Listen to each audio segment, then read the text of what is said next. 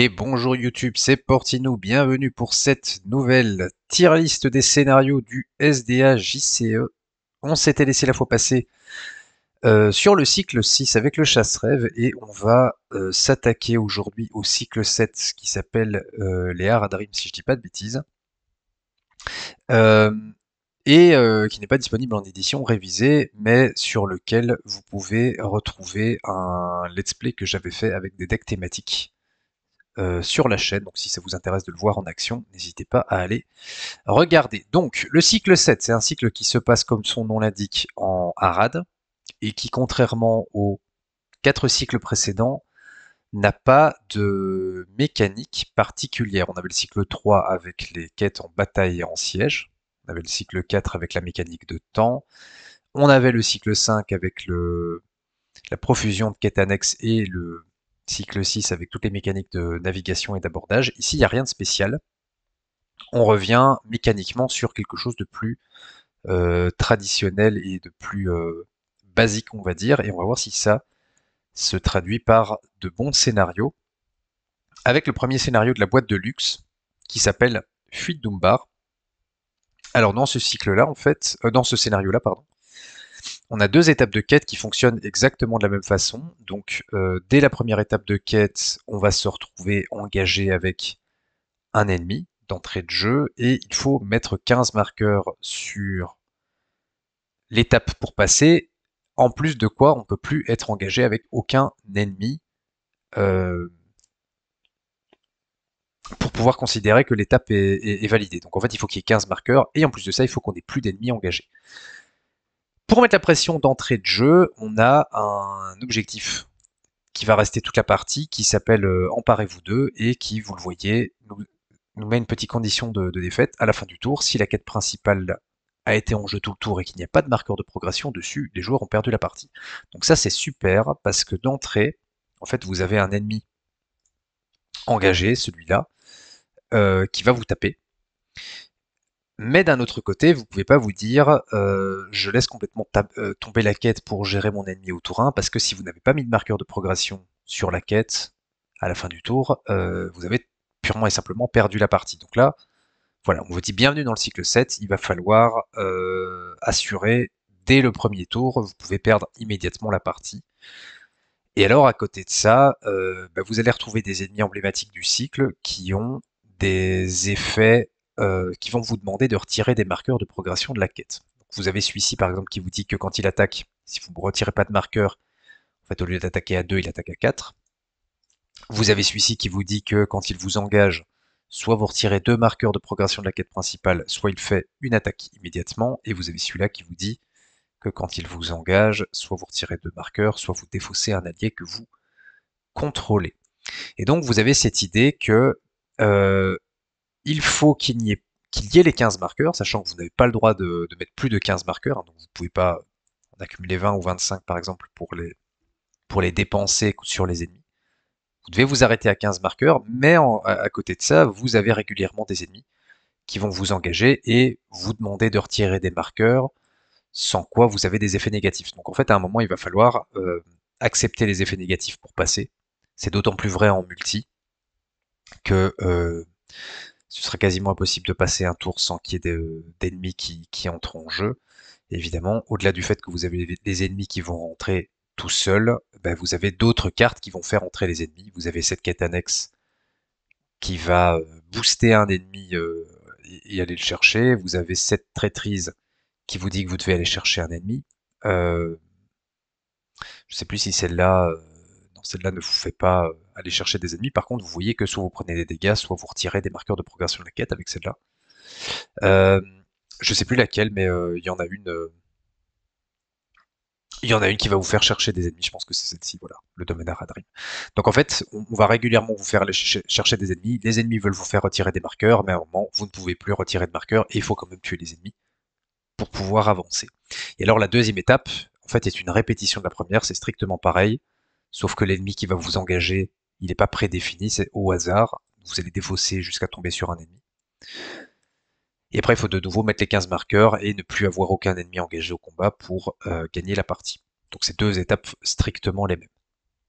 C'est je pense, un excellent scénario, la fuite d'Umbar, parce que c'est très cohérent dans la manière dont ça fonctionne, c'est-à-dire que d'un côté, on vous dit que vous devez accumuler les marqueurs, de l'autre, il y a plein de cartes de rencontres qui sont là pour essayer de vous les faire retirer, et donc qui vous obligent à un moment à faire des choix. C'est un scénario, une situation typique qu'on a sur ce scénario, c'est est-ce que j'accepte à ce tour-ci de me prendre une mandale de l'ennemi pour pouvoir avancer, ou est-ce que je temporise, par exemple sur celui-là, pour qu'il n'attaque finalement qu'à 2, et je continue de me mettre en place. Donc il y a régulièrement comme ça des choix à faire. Il n'y a rien d'injuste, que ça soit dans les traîtrises ou que ça soit dans les ennemis, donc ça peut piquer, hein. Celui-là en particulier, il peut être particulièrement chiant quand il vous fait défausser un allié. Vous avez cette traîtrise qui vous empêche de vous redresser jusqu'à la fin de la phase de combat, par exemple. Donc les cartes sont là pour vous mettre des bâtons dans les roues, mais euh, il y en a aucune qui peut vous flinguer complètement, et vous avez cette pression constante avec emparez-vous d'eux, qui va vraiment vous obliger à gérer les marqueurs de quête. Donc la fuite d'Umbar, hop, ça va aller tout en haut. À mes yeux, c'est un peu comme les intrus au bois de Chette. Je pense que c'est une excellentissime introduction au cycle.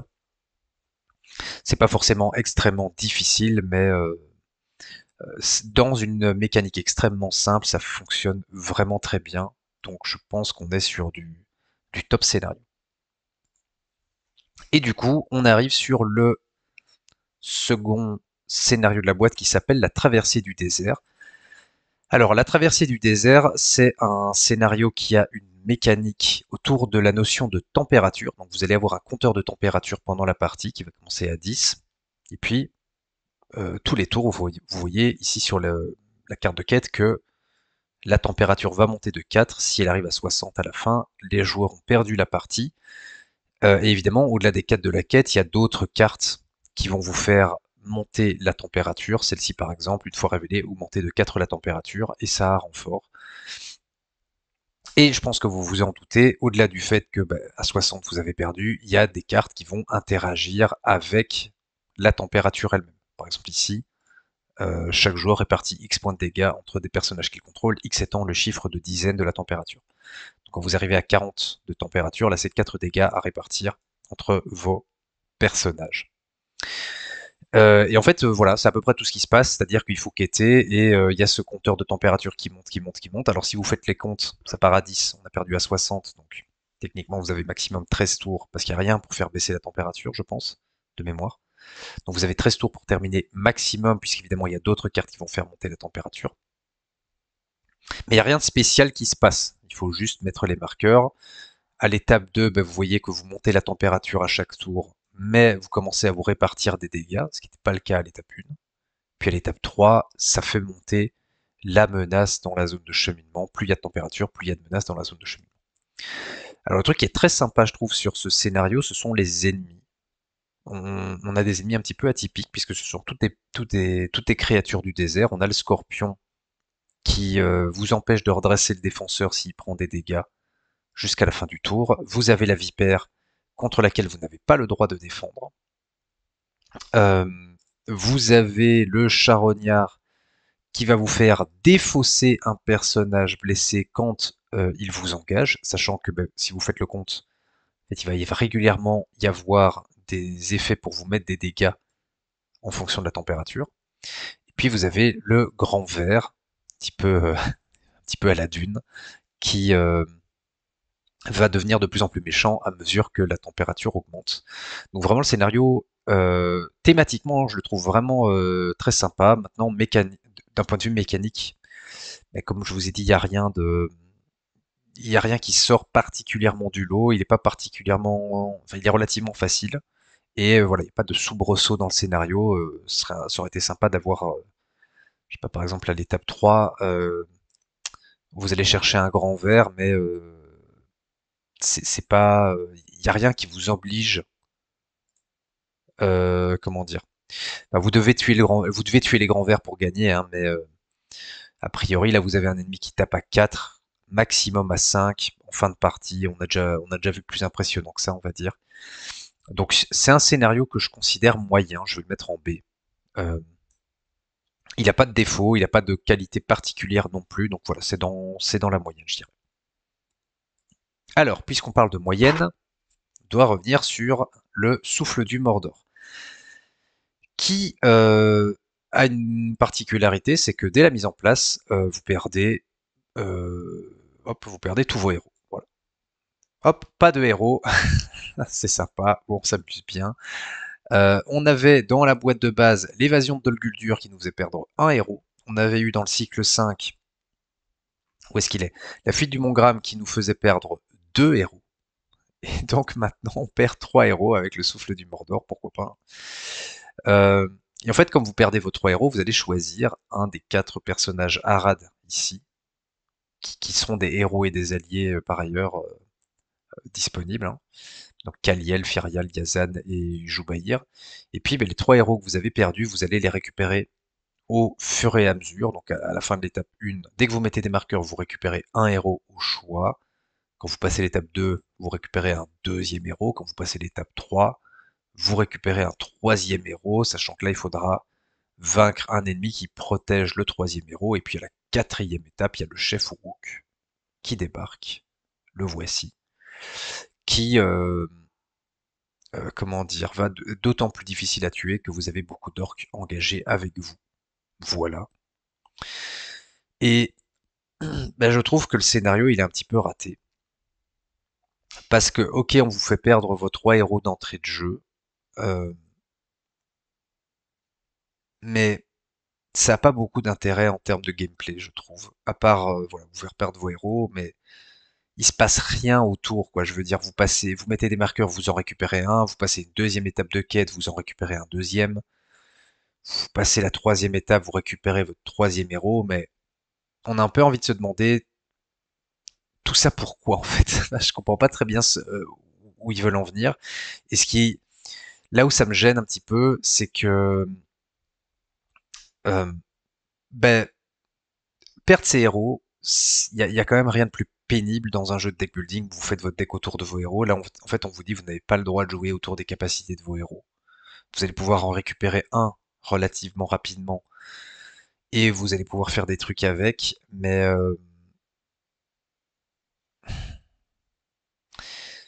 c'est pas amusant, quoi. Je veux dire, je vois pas trop l'intérêt. Le scénario est plat, il se passe pas grand-chose de marquant, donc on vous fait juste perdre vos héros pour les récupérer. Bon, voilà, c'est pas.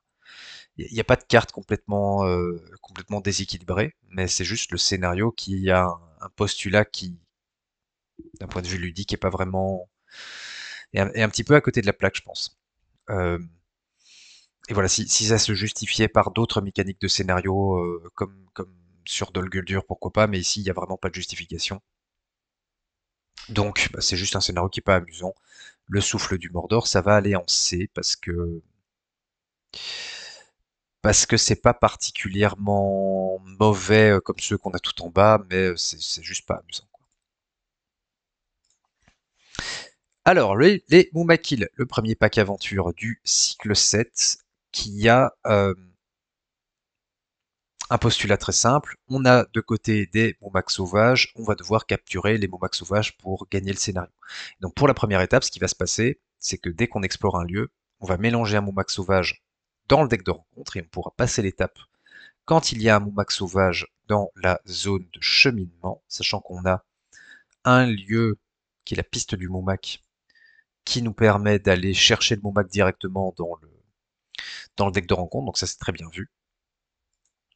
Et puis à l'étape 2, ce qui va se passer, c'est que les Moumak qui, vous le voyez, sont indestructibles, vont se voir attacher un par joueur un objectif capturé, ici, au hasard, vous choisissez pas, qui vont vous permettre de les vaincre de différentes façons. Donc, vous en avez un qui vous dit que vous défaussez une carte de votre deck, et si le coût de la carte est supérieur au point de vie restant du Momac, vous le vainquez. Alors faut faire gaffe parce que si vous tombez sur celui-là et que votre deck est vide, vous avez perdu. C'est pas plus compliqué que ça. Vous avez la lance empoisonnée qui fonctionne avec la menace d'une carte défaussée du deck de rencontre de la même façon. Vous avez la fosse fonctionne avec la menace d'un lieu vers lequel vous allez voyager, et puis vous avez le collet de liane qui fonctionne avec les points de vie du défenseur, mais toujours la même idée, on va comparer des valeurs aux points de vie restants du Moumak, donc en fait si vous faites descendre les points de vie du Moumak à 0, quoi qu'il arrive, vous avez vaincu le Moumak, et c'est un peu, c'est pas un peu, c'est tout l'objectif du scénario. Il n'est pas très long, il n'est pas très difficile. Les Moumak ne peuvent pas prendre plus de 3 marqueurs de dégâts par tour. Vous avez le droit de les entamer à l'étape 1 si vous êtes en multijoueur. Donc ça fonctionne, quoi. Je veux dire, voilà, il n'y a pas de truc qui est raté. Les ennemis, comme pour la traversée du désert, sont thématiquement très bien trouvés, je trouve. Donc on se retrouve de nouveau avec des créatures. Vous avez le tigre qui attaque à 4, ne peut pas être engagé intentionnellement, donc il va, en fonction du nombre de joueurs, il va toujours engager le dernier joueur sur l'ordre des tests. Il attaque à 4, s'il détruit un personnage, il retourne en zone de cheminement, donc si vous n'avez pas un défenseur pour le gérer, il peut être assez pénible, mais il n'est pas du tout, inéquitable. Vous avez le grand singe qui va être d'autant plus puissant qu'il y a un lieu avec une forte menace comme lieu actif. Vous avez le python qui est infâme parce que s'il met des dégâts à un de vos persos, le perso peut plus se redresser. Point. Il faudrait une fois que je fasse une vidéo sur les attachements conditions, parce qu'on a tendance un petit peu à les sous-estimer, enfin à sous-estimer la puissance des cartes qui permettent de se débarrasser des attachements conditions, parce que là typiquement, la seule manière que vous avez de redresser à partir de là votre perso, c'est de défausser l'attachement condition qui est devenu le Python, quoi. Et puis vous avez le mille pattes qui vous fait perdre le texte imprimé jusqu'à la fin du tour s'il vous met des dégâts. Donc voilà, c'est des ennemis qui sont bien pensés, je trouve, qui sont assez originaux et qui rajoutent une petite touche thématique jungle très sympa. Euh, Il y a une traîtrise qui peut être infâme, c'est celle-ci, c'est la forte fièvre, qui vous dit que vous devez retirer un héros de la quête et lui attacher la forte fièvre. Et à la fin du tour, vous mettez un dégât à ce héros. Tous les tours. Donc si vous n'avez pas moyen de soigner ou de défausser de nouveau cet attachement condition, vous allez perdre un héros si vous n'allez pas suffisamment vite. Les Moumakil, je considère que c'est un scénario moyen, il n'a pas d'éclat particulier, il n'a pas de défaut non plus. Voilà, c'est un bon scénario de remplissage, comme je vais l'appeler. Je vais le mettre en B. Voilà, c'est dans la moyenne, sans truc particulier qui ressort comme étant très bon ou très mauvais, quoi.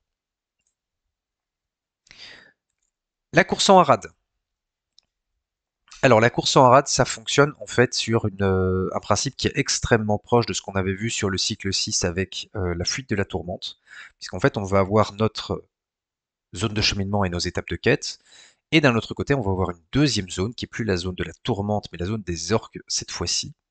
Dans la fuite de la tourmente on devait progresser plus vite que la tourmente pour la rattraper, ben ici on va devoir progresser en parallèle des orques. Donc nous on sera à l'étape 1B, eux ils seront à l'étape 1D, on sera à l'étape 2A, ils seront à l'étape 2C, enfin vous avez compris quoi.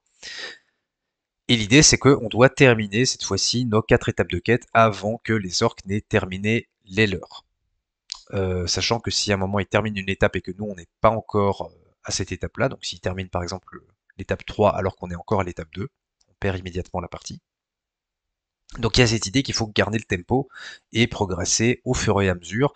Et là où il faut garder un certain tempo, c'est que on ne peut pas mettre, attendez, je suis pas sur la bonne, on peut pas mettre plus que X marqueurs sur l'étape de quête à chaque tour, donc vous pouvez pas vous dire je vais les rattraper en une fois. Là il y a 15 marqueurs et vous pouvez en mettre que 5 à la fois, 10 si vous avez engagé le Momac dompté dans la quête, puisque les Momacs que vous avez récupérés au scénario précédent, ils sont avec vous maintenant. Euh, il faut leur mettre les dégâts des attaques sans défense, donc ça peut être un bon tank pour faire une ou deux attaques sans défense en début de partie. Mais vous voyez que ils attaquent à 5, mais vous avez envie de les envoyer en quête pour progresser plus vite avec leur 2 de volonté. Donc il y a un choix à faire à ce niveau-là. Et alors, les orques qui veulent progresser, euh, alors dans le scénario avec la tourmente, on mettait autant de marqueurs que la menace de la tourmente, plus une carte qu'on allait défausser. Ici, c'est la carte qu'on va défausser plus l'ensemble des cartes qui seront dans la zone des orques, sachant qu'il y a plein de cartes qui vont venir booster la zone des orques, comme lui par exemple. Quand il est révélé, il faut le placer dans la zone des orques. Voilà. Euh, je pense qu'il y en a d'autres, hein, si je dis pas de bêtises. Il faudrait que je retrouve. Mais voilà, ici la route de Harad, une fois révélée, placez-la dans la zone des orques, et il y a 5 de menaces. Donc il y a vraiment cette grosse pression qui est mise sur le tempo. Voilà, ici défausser des cartes jusqu'à ce que vous défaussiez un orc et vous le placez dans la zone des orques. Enfin bref, là vraiment il y a beaucoup de mécaniques de cartes qui essayent de faire progresser les orques relativement rapidement. Donc il faut pas traîner. Et donc ça met une belle pression en termes de tempo. Vous savez que j'ai tendance à considérer que les scénarios qui vous obligent à suivre un tempo soutenu sont de très bons scénarios en règle générale. Il n'y a pas de défaut particulier. On peut peut-être lui reprocher comment dire, d'être très linéaire. Je vais dire ça comme ça. Il se passe rien de, c'est-à-dire vous avez étape 1, 2, 3, 4, mais il n'y a rien de particulièrement différent à l'étape 2, 3 ou 4 par rapport à ce qu'on a dès le début de la partie. Il me semble qu'on peut même pas vaincre le chef Uruk à la fin sur ce scénario. Donc, il est là pendant toute la partie, lui.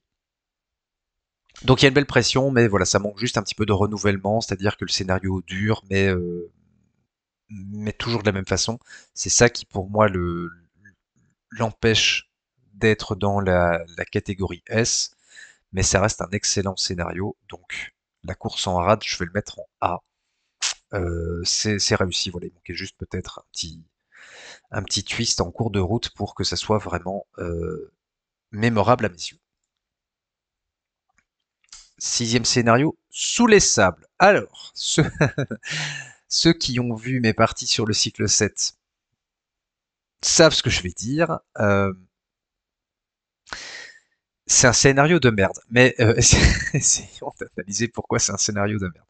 Donc en fait, c'est un scénario avec une mécanique dans laquelle on a un objectif double face, bonne piste, mauvaise piste. Et en fait, comment ça fonctionne tant que l'objectif est tourné côté bonne piste, vous avez le droit de progresser normalement. S'il est sur la mauvaise piste, vous ne pouvez pas mettre de marqueur de progression sur la quête. C'est la première chose à savoir. Quand vous allez voyager vers un lieu et que vous êtes sur la mauvaise piste, il faut il faut résoudre le mot-clé pistage. Vous voyez que là, tous les mots, enfin quasiment tous les lieux ont le mot-clé pistage, et donc ça implique que vous allez défausser autant de cartes du deck de rencontre, et si parmi les cartes défaussées, il y en a au moins une sur laquelle il est écrit bonne piste en bas à droite, comme c'est le cas sur cette carte-ci, pour tourner l'objectif du côté bonne piste. Et donc c'est de cette manière-là que vous pouvez recommencer à mettre des marqueurs, parce que tant que vous êtes sur le côté mauvaise piste, vous ne pouvez pas mettre de marqueur de progression sur la quête. Et quand vous êtes sur bonne piste, vous n'êtes pas pour autant sorti d'affaire, puisque à la fin de la phase de quête, vous devez chercher une carte sur laquelle il est indiqué bonne piste parmi les 3 premières cartes du deck de rencontre et la mettre dans la zone de cheminement. Si vous n'y arrivez pas, vous retournez cet objectif. Donc vous repassez en mauvaise piste. Autrement dit, vous êtes soumis à l'aléatoire là-dessus parce que il se peut tout à fait que parmi les 3 cartes qui sont sur le deck de rencontre, il n'y en a aucune sur laquelle il est écrit bonne piste, et dans ce cas-là, vous repassez sur la mauvaise piste sans avoir rien pu faire d'autre chose que d'arrager sur la malchance, quoi. Alors, ce qui rend le scénario vraiment mauvais, c'est pas tellement cet aspect aléatoire, hein, parce que bon, ça vous pourrez toujours dire, bon, ben, il y a de l'aléatoire, voilà, même si on aime bien quand il y a de l'aléatoire avoir des moyens de le mitiger. C'est le cas ici, puisque vous avez 2 cartes qui sont fuissements d'araignée, qui vous disent, quand ça devient le lieu actif, vous retournez l'objectif fouillé face bonne piste visible, pardon. Et vous devez, par contre, placer la mer de la nuée dans la zone de cheminement. Donc ça, c'est une manière de vous assurer de vous retourner sur la face bonne piste si à la fin de la phase de quête, vous êtes tombé sur mauvaise piste. Vous pouvez toujours voyager sur le fouissement d'araignée et vous repassez sur la bonne piste immédiatement. Mais donc le problème du scénario, c'est l'étape 3. Parce que l'étape 3 nous dit, voilà, vous allez chercher la mer de la nuée dont on vient de parler, vous la mettez dans la zone de cheminement, et puis vous retournez l'objectif fouillé face mauvaise piste visible. Alors, allons voir la mer de la nuée pour qu'on comprenne. La mer de la nuée ne peut pas subir de dégâts. Elle engage au combat le premier joueur, donc elle a 6 d'attaque, 4 de défense, 12 points de vie, donc c'est une grosse araignée. Mais elle ne peut pas prendre de dégâts. Et donc à l'étape 3, on nous dit, vous ne pouvez pas passer tant que la mer de la nuée est en jeu. Ah. Donc comment est-ce qu'on fait pour gagner? Eh bien, il faut qu'il y ait 5 marqueurs de progression sur cette étape, et dans ce cas-là, elle peut subir des dégâts. Sauf que, quand vous retournez l'objectif fouillé sur mauvaise piste, vous retirez tous les marqueurs de progression de cette étape. Alors pour que vous compreniez pourquoi c'est infâme, je suis sur bonne piste. Je mets mes 5 marqueurs de progression sur la quête avec un succès de quête. À la fin de la phase de quête, je résous le forcé de bonne piste. Je regarde les 3 premières cartes du deck de rencontre. Il n'y en a aucune qui a bonne piste. Hop, je repasse en mauvaise piste. En repassant en mauvaise piste, je retire tous les marqueurs que je viens de placer.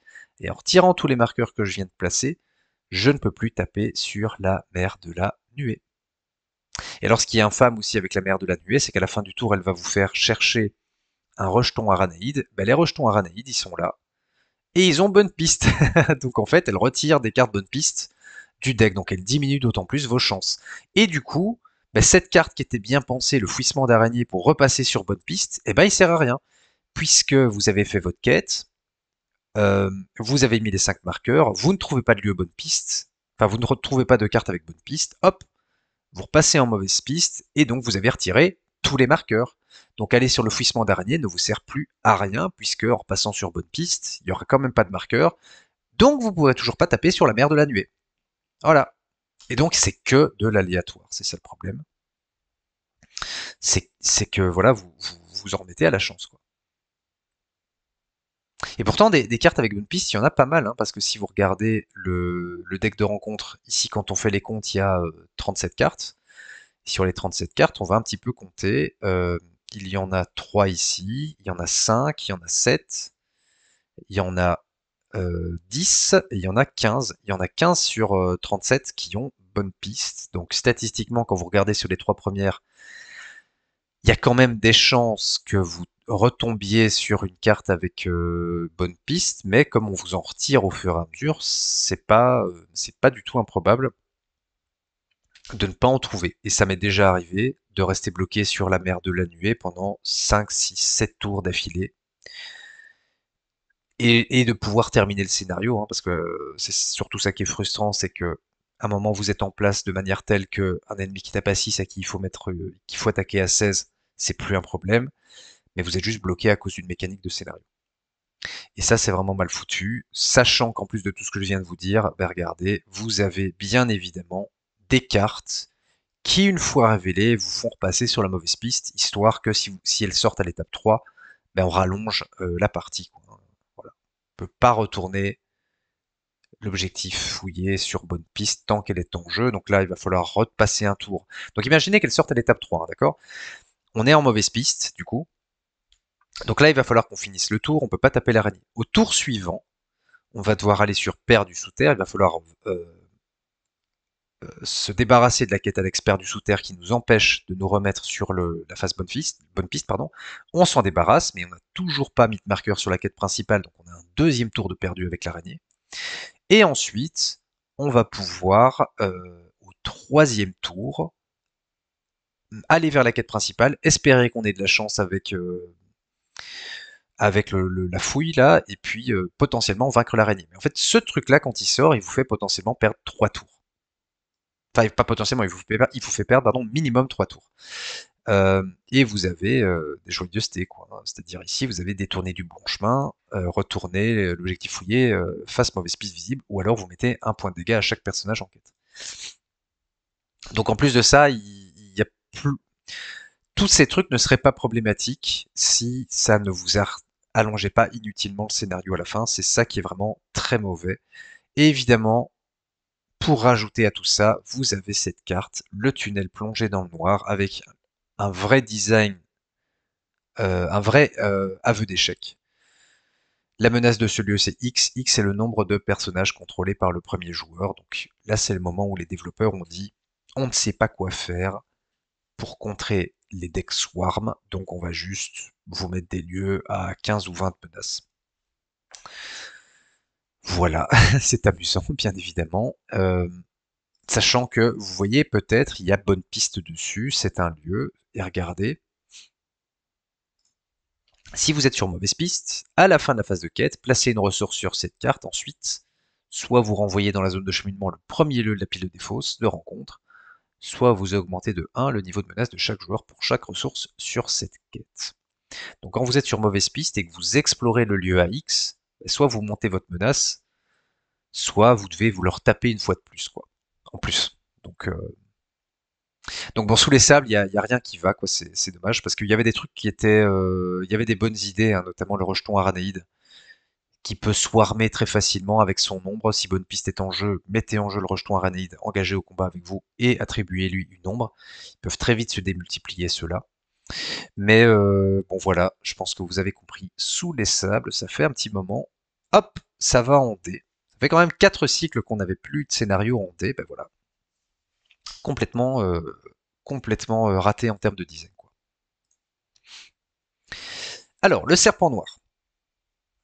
Scénario iconique, ennemi iconique du cycle 7, le serpent noir. Comment est-ce que ça fonctionne? C'est pas très compliqué. Il y a 3 étapes de quête. À chaque étape de quête, on va devoir révéler un objectif ARAD, un qu'on va attacher à un ennemi, un qu'on va attacher à un lieu, et puis un qu'on va attacher soit à l'un, soit à l'autre.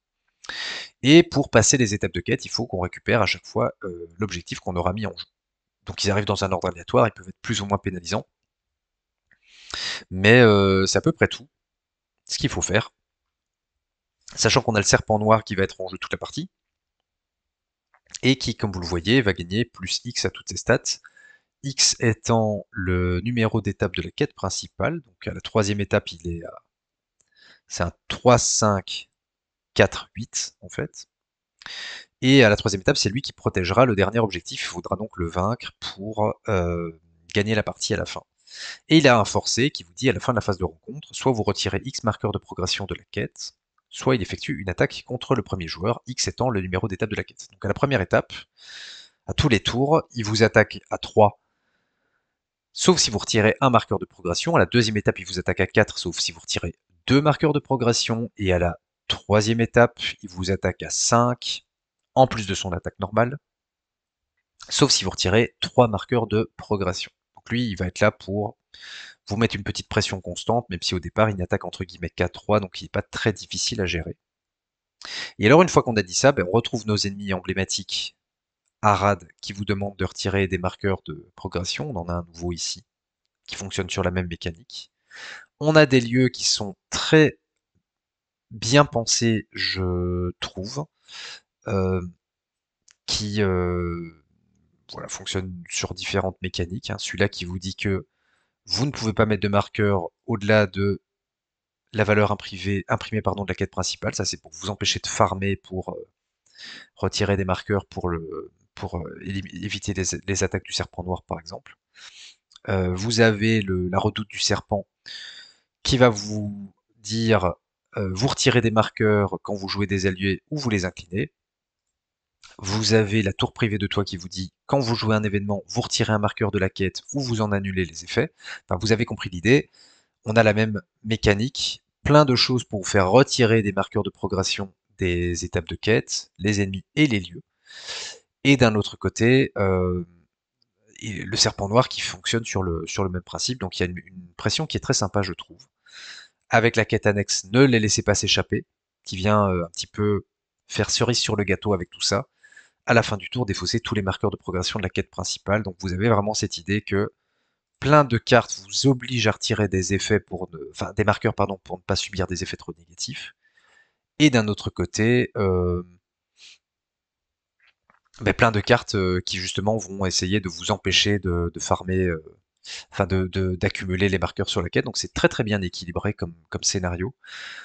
Euh, on peut peut-être, si on est un peu tintillon et un peu pointilleux, lui reprocher son manque de renouvellement quand on le rejoue. C'est-à-dire que le scénario est très bien équilibré, mais il n'est pas très varié. Tout tourne autour de la même mécanique, mais quand on fait 3 parties d'affilée, on a vraiment l'impression d'avoir fait 3 fois la même partie en fait.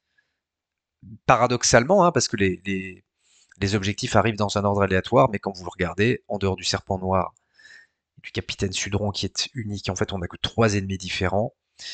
Les lieux, ils fonctionnent un petit peu sur une mécanique commune, donc tout ça fait qu'on a l'impression de rejouer quasiment de la même partie à chaque fois. C'est son petit défaut.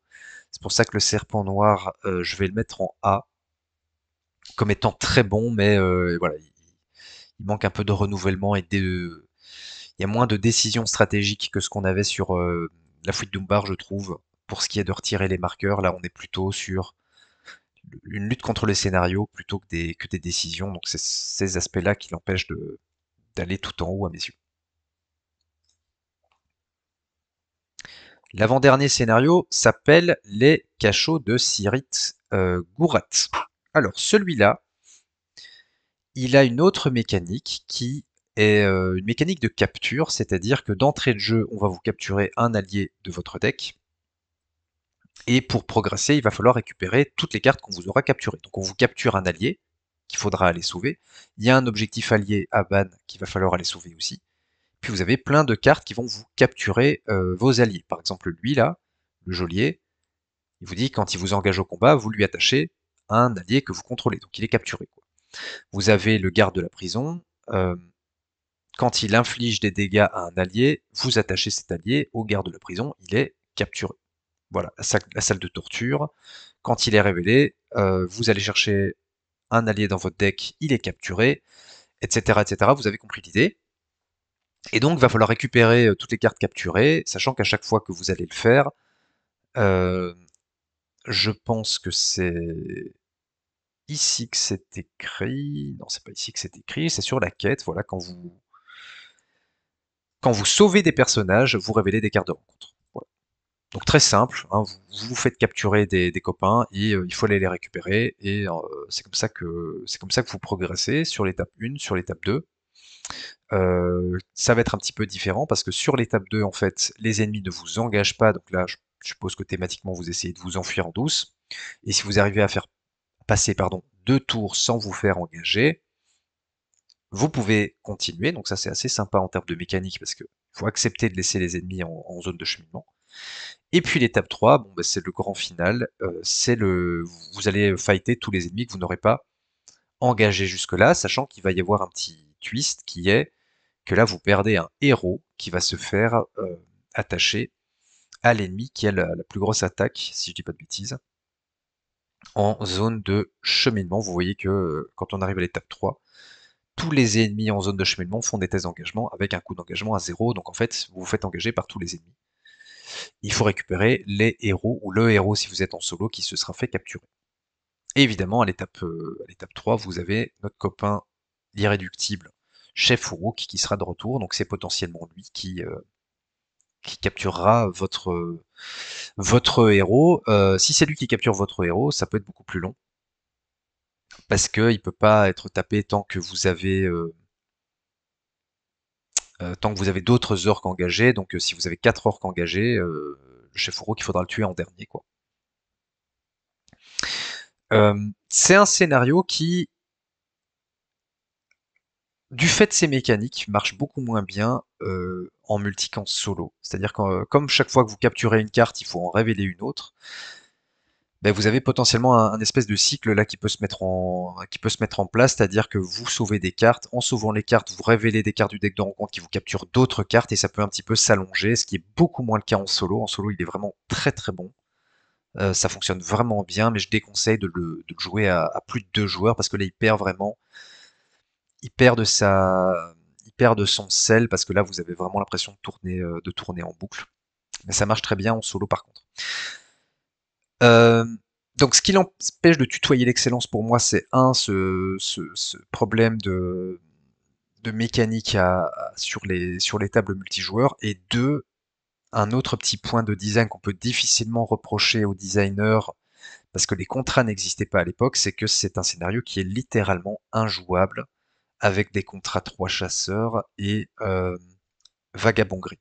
Pourquoi? Parce que en mise en place, on vous dit Je vais vous montrer. Pop, pop, pim, pom, pom. En commençant par le premier joueur, chaque joueur défausse des cartes du sommet de son deck jusqu'à ce qu'un allié qui n'est pas en jeu soit défaussé et attache cet allié à un ennemi en zone de cheminement. Et donc si vous jouez 3 chasseurs, vous n'avez pas le droit d'avoir d'alliés dans votre deck, donc vous défaussez votre deck. Voilà, en mise en place. Et jouer avec un deck complètement défaussé, c'est compliqué. Donc ça marche pas en 3 chasseurs, ça marche pas non plus en vagabond gris, puisque à l'étape 3, vous devez attacher un de vos héros à un ennemi, mais donc comme vous n'avez qu'un seul héros, vous perdez votre seul héros. Donc ça marche pas non plus avec le vagabond gris, quoi. Mais bon, on peut pas comme je dis, on peut pas le leur reprocher. Les contrats n'existaient pas à l'époque. C'est juste que rétroactivement, du coup, ben, ça fonctionne pas. Donc je fais un petit coucou à Très Énervé s'il regarde la vidéo. Je sais que Très Énervé avait détesté le scénario puisqu'on l'avait joué en 3 chasseurs. Il l'avait joué en 3 chasseurs. Il avait testé en 3 chasseurs et puis il s'était rendu compte que ça marchait pas, donc il a dû changer de deck. Mais voilà, c'est un petit peu des cas particuliers. Il y a d'autres scénarios comme ça. On peut pas jouer l'évasion de Dol Guldur en 3 chasseurs, pardon, en vagabond gris non plus. Mais voilà, il faut accepter qu'il y a des scénarios qui marchent pas avec certains decks. C'est comme ça, le jeu est ainsi fait. Si on était purement en solo, je pense que je le mettrais en S, mais comme vous le savez, je note pas seulement le mode solo, donc il va descendre d'un cran, il va aller en A, et être un peu pénalisé à cause de son fonctionnement à 3 ou 4 joueurs, quoi.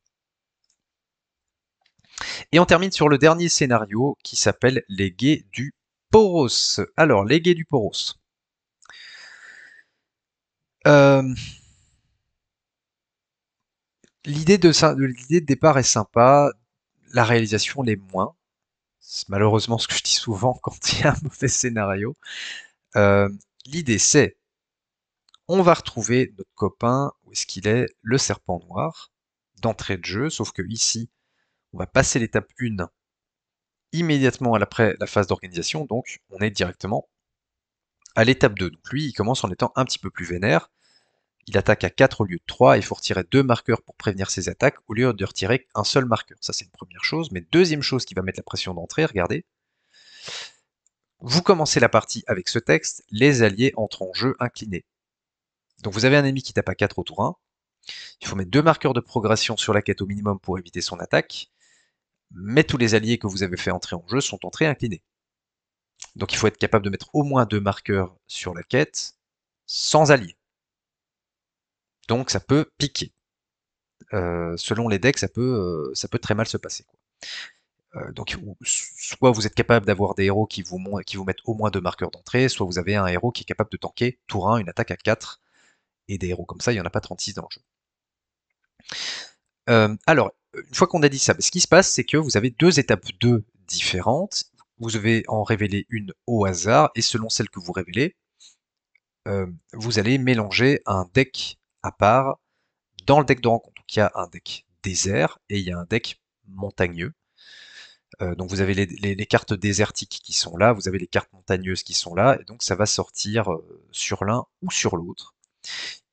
Et il ne se passe pas la même chose, au-delà du fait que les cartes dans le deck de rencontre ne sont pas les mêmes. Vous voyez que si vous avez la partie désert, chaque fois que vous jouez un allié, soit vous l'inclinez, soit vous lui mettez un point de dégâts. Et pour l'autre, c'est quand vous jouez un allié, soit vous l'inclinez, soit vous montez de 1 votre menace. Donc vous avez cette idée que les alliés rentrent en jeu inclinés comme à l'étape 1, sauf si vous avez un moyen de gérer très bien votre menace. Alors imaginez que vous jouez Sylvain par exemple. Et vous avez cette étape, ben là vous pleurez, quoi. Parce que votre truc de je fais rentrer mes alliés, ils s'inclinent pas pour aller en quête avec Galadriel, etc. Ben, vos alliés ils ont tous un point de vie, donc soit vous les inclinez, soit vous les tuez d'entrée. Les Sylvains ils aiment pas du tout cette étape de quête par exemple. Et puis une fois que vous avez passé l'étape 2, il va se repasser la même chose à l'étape 3, sauf que là vous avez 3 étapes 3 qui vous demandent d'aller mélanger un autre deck à part. Vous avez le deck des orques, vous avez le deck des créatures si je dis pas de bêtises, et puis vous avez le deck des... je sais plus quoi d'ailleurs. Vous avez les orques, vous avez les Haradrim, ouais c'est ça les Haradrim, et vous avez les créatures. Donc vous allez devoir prendre un des 3 au hasard, quoi. Et à l'étape 4, eh ben, en fait, vous allez vous taper toutes les cartes ennemies des sets différents de celui que vous avez mélangé dans le deck de rencontre à l'étape 3. Je sais pas si vous me suivez. Vous allez rechercher tous ces ennemis-là et vous devez vous les taper, quoi. Parce qu'en fait, il y a des traîtrises qui vont, par exemple celle-ci, qui vous disent d'aller prendre au hasard une carte dans un set de rencontres mis de côté. Donc si ça se trouve, vous avez révélé les Zaradrim, et par contre, vous devez vous taper un orc que vous avez mélangé au hasard dans le deck de rencontre. Il faudra tuer l'orc pour terminer la partie, quoi. Euh, En fait, le gros problème de ce scénario, au-delà du fait qu'on retrouve les lieux à X, hein, il y a de nouveau un lieu à X complètement hashtag échec de design. Le problème de ce scénario, c'est toutes ces cartes qui vous disent d'aller chercher des cartes dans les decks mis de côté. Il y a 5 decks mis de côté. Il y en a 5. Et qui vous disent, va chercher dans celui des decks où il reste le moins de cartes, une carte au hasard, et tu la révèles. Et le problème, bah, c'est qu'il faut compter. Et donc vous avez 5 decks sur le côté. Attends, sur sur ce deck-là, il en reste combien? Il en reste 14. Sur celui-là, il en reste 13. Sur celui-là, il en reste 12. Ok, c'est sur celui de 14, c'est celui de 14 qu'il faut prendre, quoi. C'est c'est une usine à gaz. C'est très lourd. Et puis vous devez régulièrement aller mélanger des sets, des cartes dans le deck de rencontre. Il faut aller rechercher des cartes mises de côté. Il faut aller rechercher des cartes dans la défausse. Enfin, il faut le jouer pour se rendre compte à quel point c'est mal foutu en termes de setup. C'est pas du tout fluide. C'est une corvée de gérer le scénario, quoi. Le problème, c'est que derrière, c'est tout ça pour pas grand chose, quoi. Il se passe pas grand chose sur le scénario. Il est très long pour rien. Je vais dire ça comme ça. Il n'y a pas de, voilà, l'étape 4, c'est censé être le moment culminant. Dites-vous que c'est le dernier scénario de la campagne. C'est la dernière étape. C'est le point final. Et selon les cartes que vous avez par hasard mélangées dans le deck de rencontre, ça peut vous mettre plusieurs ennemis sur le dos, comme ça peut littéralement ne rien faire, cette étape 4. Et donc voilà, c'est à la fois pas très intéressant d'un point de vue gameplay. Pourtant, j'aime toujours quand les scénarios vous proposent des versions alternatives, mais la manière dont c'est réalisé euh, est d'une lourdeur incroyable en termes de manipulation. Donc écoutez, les gays du Poros va aller en C, malheureusement. Euh, il est trop long, il y a trop de manipulation, enfin bref, on s'amuse pas, on a l'impression de travailler, quoi. Donc, le cycle 7, ben, vous voyez que il y a un petit peu à boire et à manger. Je pense qu'on retient plusieurs choses de ce cycle. L'ambiance Arad qui est relativement réussie. Il y a quelques scénarios qui sont vraiment bons, je trouve. Euh, voilà, la poursuite avec les orques, le serpent noir, les cachots, la fuite d'Umbar, tout ça c'est vraiment du bon scénario. Les Momakil et la traversée du désert, on passe un bon moment aussi sans que ça soit particulièrement mémorable. Et puis à côté, il y a des scénarios qui sont ratés et sur lesquels on s'amuse pas vraiment. Donc voilà, bilan, bizarrement, comme vous voyez, il y a autant de bons que de mauvais scénarios, mais ça fait que c'est un cycle qui est au-dessus de la moyenne, quoi. Il y a que 3 scénarios qui sont vraiment ratés, mais voilà, c'est un cycle que je conseille, malgré malgré le fait que ça a l'air d'être assez réparti. Bah, Seigneur des Anneaux, paradoxalement, quand il y a la moitié des scénarios qui sont réussis, c'est au-dessus de c'est au-dessus de la moyenne, quoi. Euh, Mais voilà, moi c'est un des cycles que je préfère. Je le conseille aussi pour les joueurs de l'édition révisée. Je sais que la boîte de luxe est très difficile à trouver en occasion, mais voilà, faites-vous des proxys et amusez-vous parce que on passe un bon moment et à part les 3 scénarios du bas, il y a rien non plus de mécaniquement très très compliqué à suivre. Donc testez-le, amusez-vous. J'espère que cette vidéo vous aura plu. On se retrouvera très bientôt pour la tier list du cycle 8 déjà. D'ici là, portez-vous bien, jouez bien et à très bientôt pour de nouvelles vidéos. Salut salut!